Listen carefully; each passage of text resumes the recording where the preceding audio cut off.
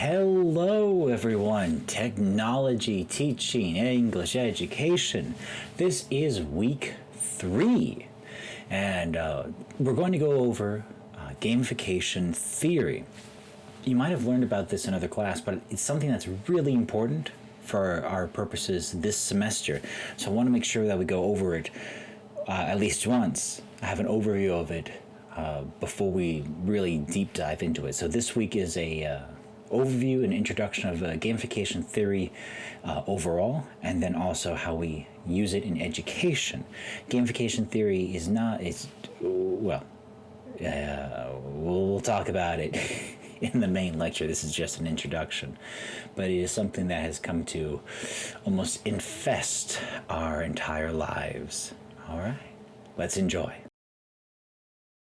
So last week we started to scratch the surface with a brief overview of technology and English education, and we especially we had the introduction week 1, and last week we had the video about learning management systems.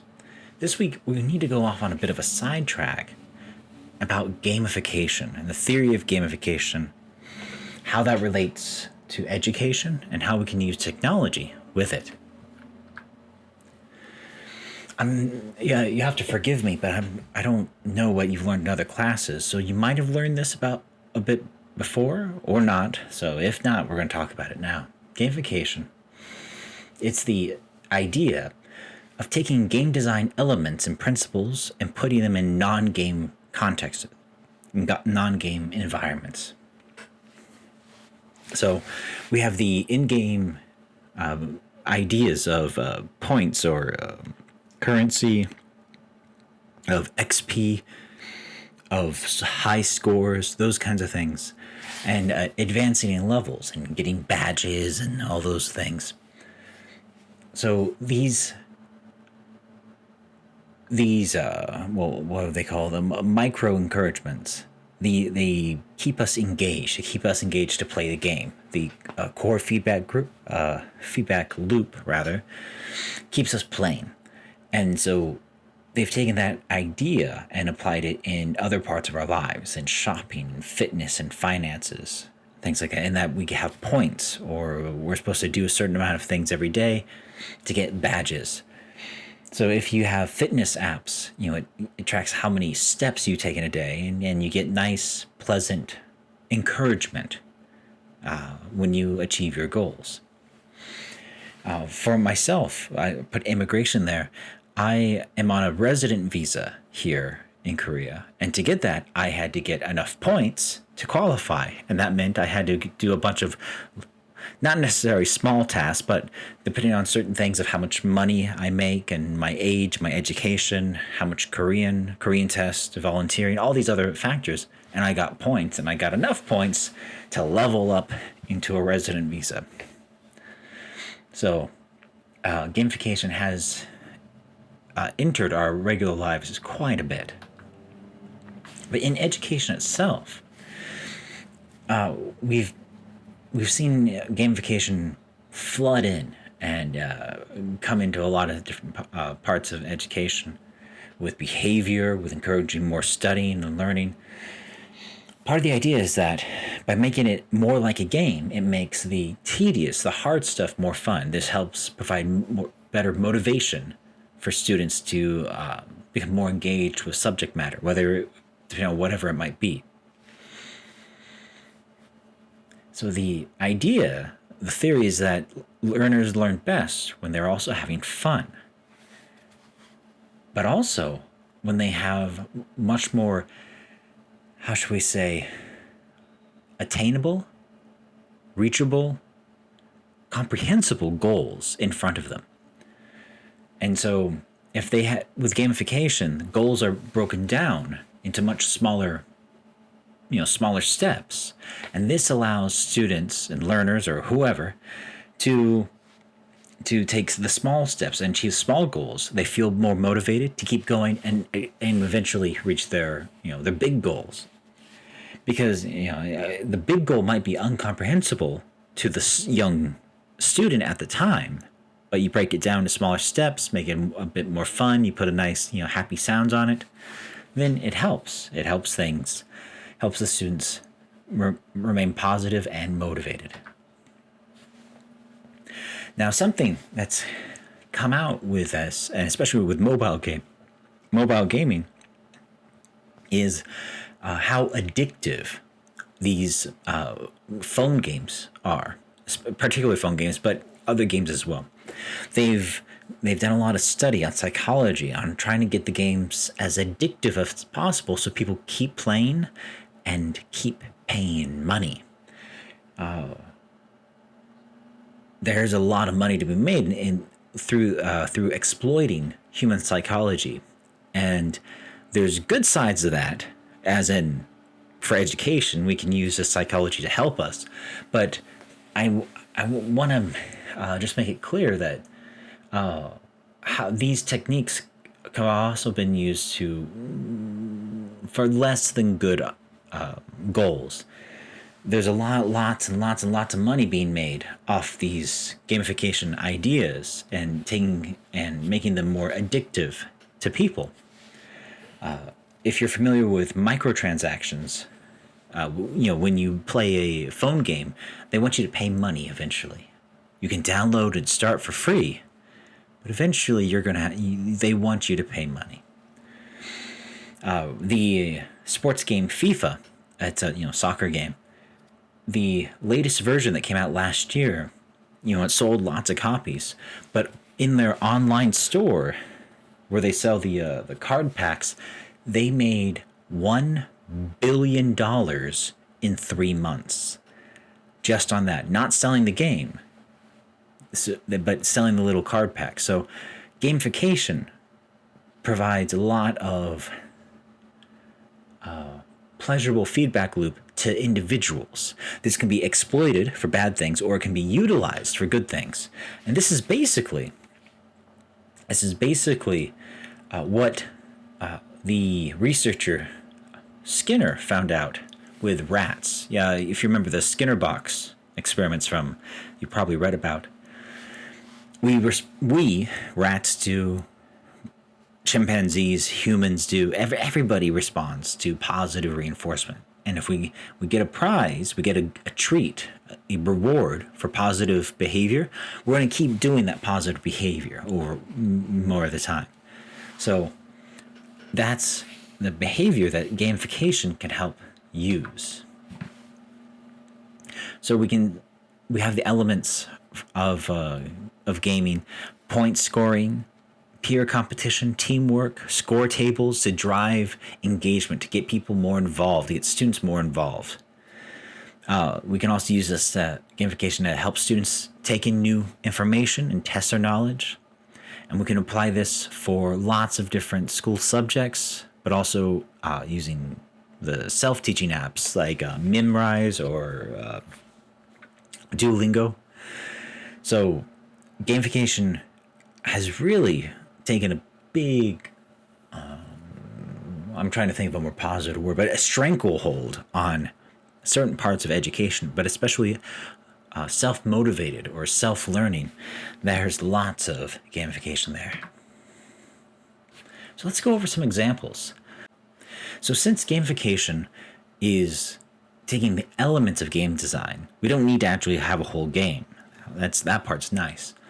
And in fact, if most probably in your own elementary school time, your teachers use some form of gamification, some part of it, to help encourage you to be better, to read more books, to do more things. And so I know when I was young, we had, the reading, not competition, but it was kind of a competition where you had to read books and just read. If you read enough books, you got to go to a pizza party, and that was pretty cool. Or Pizza Hut would give you a coupon for a little pizza. So those were things for like a children's-sized pizza. So these are, analog examples of that. Certain elements from games that we can take and use. Narrative structure, storytelling, providing immediate feedback. Games provide that. Fun, of course.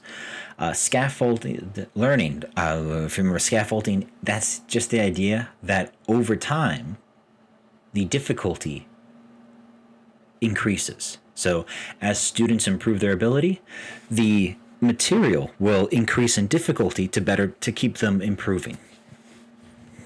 Ways of showing mastery of something with badges, points, progress indicators, with leveling up, leader scores.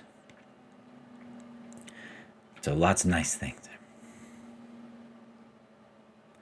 So the best combination of these elements is ones that create sustained engagement where students keep wanting to learn. So we don't need to just use points and levels. We need to use more elements because just like they've learned with games, we need to make them addicted to the process. And in this case, the process is a positive one of learning. That's good. So we can try to use that. So using narrative and connecting with the players and try to make them truly engaged in the process, invested in it. If they care, if they really care in the process, they're going to work a lot harder. So what are some different ways we can do that? First, we can give points for meeting academic objectives. Simple as now that this is quite new. So we give XP points, as it were, for correct or well-structured answers, and this allows students to move up in the standings. And this can be useful in encouraging not just correct answers, but the correct form of answers.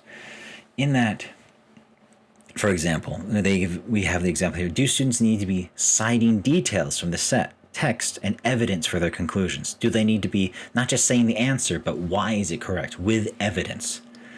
So here, for example, we can say answers without evidence could be worth 1 point. If you just have an answer, 1 point. A correct answer with one piece of evidence is worth 2 points. And a correct answer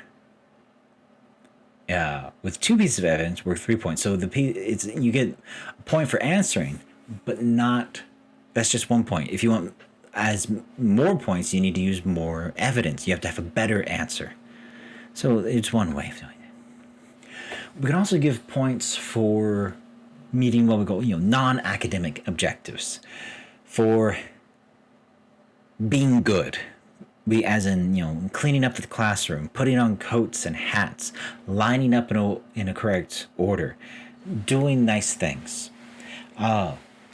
doing the things they need to be doing without you having to tell them. We have the example of we need to check homework, but if the students are ready with their homework out before you tell them to, well, then they can get 2 points. This way we encourage their non-academic behavior, not just what they're studying, but them being, good little people too.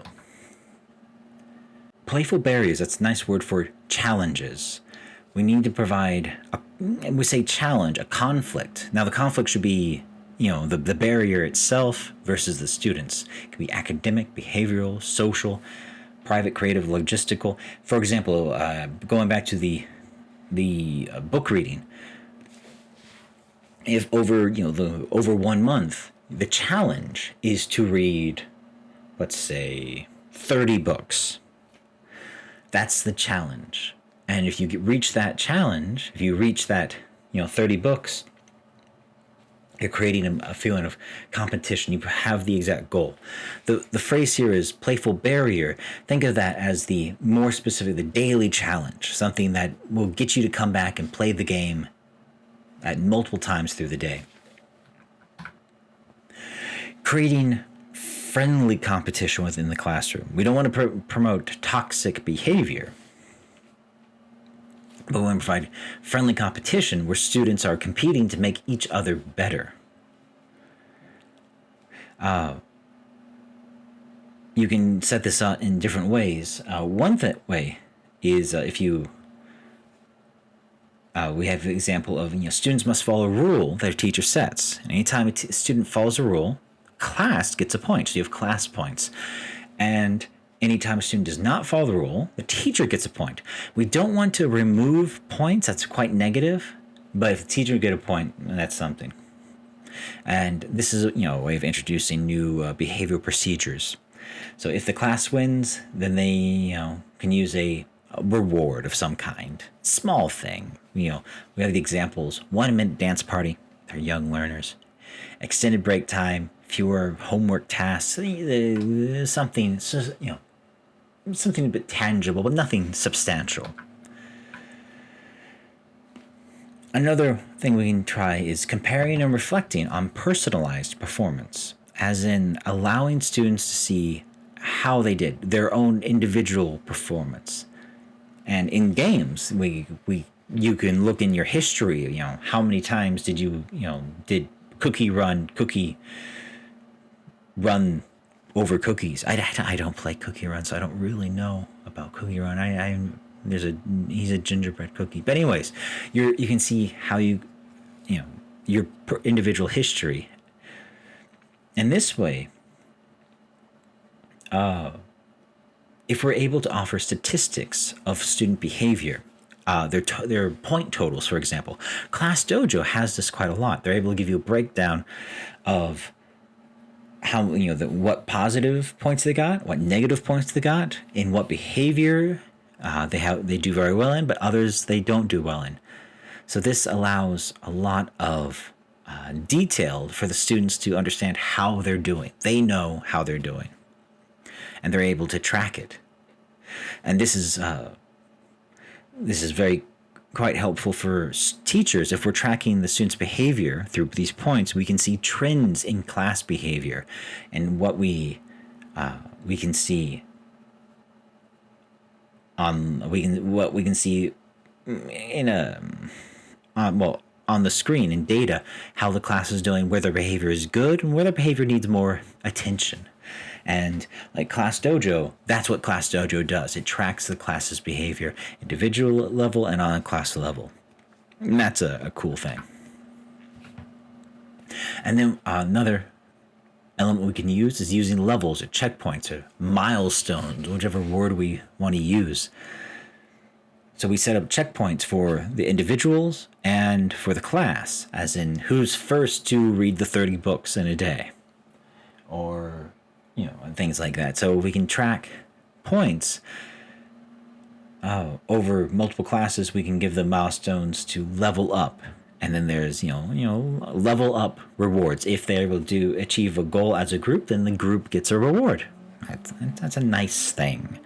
The aforementioned pizza party that I had back in elementary school.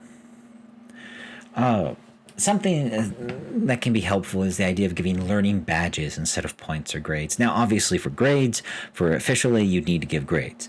But for the students to understand and have something a bit more tangible, you can have a marker of their success in that they get badges or stickers. At my old school, I used to teach at Samyuk, the minister, the Moksanim, he made little pins up so students to encourage the students' good behavior.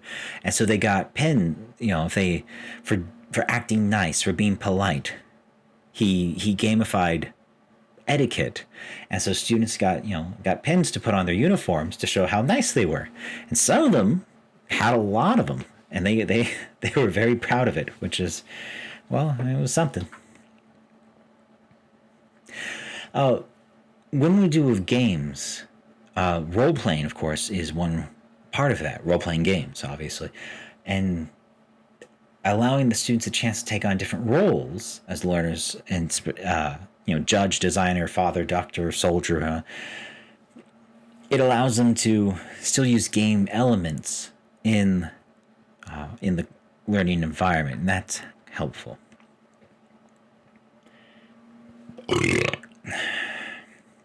Benefits of gamification in the classroom, here are a few.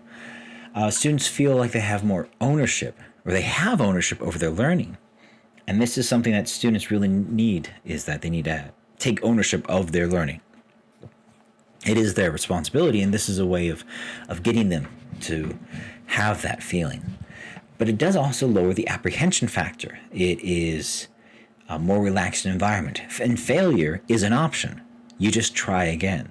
You lose a level in the game, well, try again, get good, do it again. A bit more fun in the classroom. And this also provides a visual means of seeing how the students have progressed. They can see how many levels they've gone in learning. Students might uncover intrinsic motivation, the motivation inside of them. They're not just learning because their moms are yelling at them. They're learning because they want to learn. And like what we saw in Class Dojo, they could students can design their own characters, their own avatars, and this allows a bit of expressing themselves, which is it's a nice thing.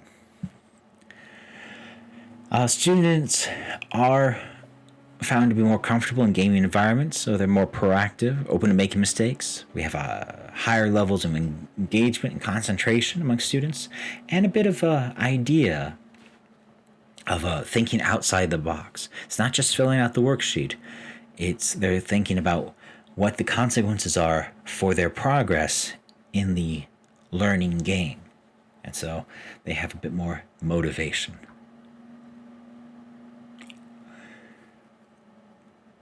So where it can be effective, let's go over that.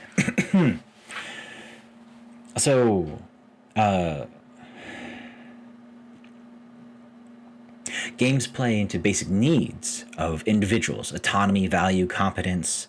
This helps feed into our own feedback loop. We love it. They can be social, with the leaderboards or point totals or little progress charts. And games encourage ongoing engagement. We keep playing the game, and if the game has a good core feedback loop, then they'll keep playing it again and again and more, which is what we want as learners. Then they also,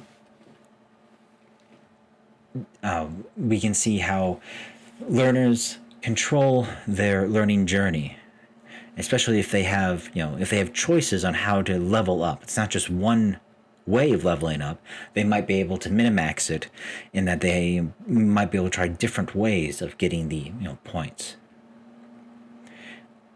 And also, because you're competing and playing a game, it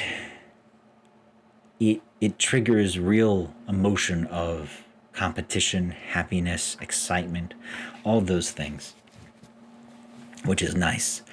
Now, gamification has been used a lot. Now, I mentioned before about fitness apps use gamification, shopping apps use gamification. If any of you drink Starbucks, and they, during the summer and winter, Starbucks has their stamp thing. You drink enough coffee, you get a prize, and the prize isn't worth that much money. No, it's not worth the amount of coffee that you're spending, but it is a real thing. If you remember last summer, in fact, Starbucks, they had these little luggage bags that they're giving away if you drank enough coffee. And people went nuts over it, absolutely nuts, and people were just spending thousands of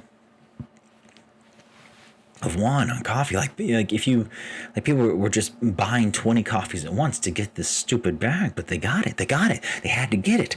That's an example of gamification, and that they wanted to get the prize, and they had to progress through it and get the prize. And so, there was one day where last year, I went to 10 different Starbucks drinking coffee in order to drink enough coffee to get the prize, because my wife wanted the bag, so I got it for her. But gamification is very effective. Now, how do we take that zeal into the classroom? And we'll talk about that more in detail in another section. Well, wasn't that lovely? That was overview of gamification theory. Next week, week 4, week 5, and week 6, we're going to be in person, and I'm super excited for that. I am. That wasn't sarcasm. So we'll be doing in class there. So I don't want to do more. I don't want to do lectures. I want to do activity when we're together. And so make sure that we're all there on campus. The response video task will be put up as well. We put up separately of the in a separate thing. So we'll see each other next week in class. Awesome. Bye.